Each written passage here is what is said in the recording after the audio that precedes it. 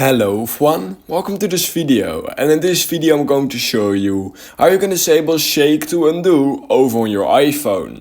So when you're typing something over on your iPhone keyboard and you accidentally shake your phone, and then it will just pop up this random message saying undo typing, and basically if you want to disable that, then in this video I'm going to show you guys how you can actually disable that.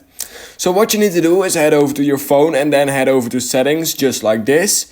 And basically once you've done that, you will most likely be at this home screen right here.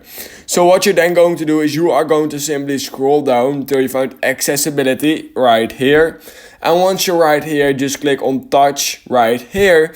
And once you've done that, what you can simply do is scroll down till you find shake to undo. And what you simply need to do is disable that. And once you have that disabled, shake to undo will not happen anymore and nothing will happen when you shake your phone while typing.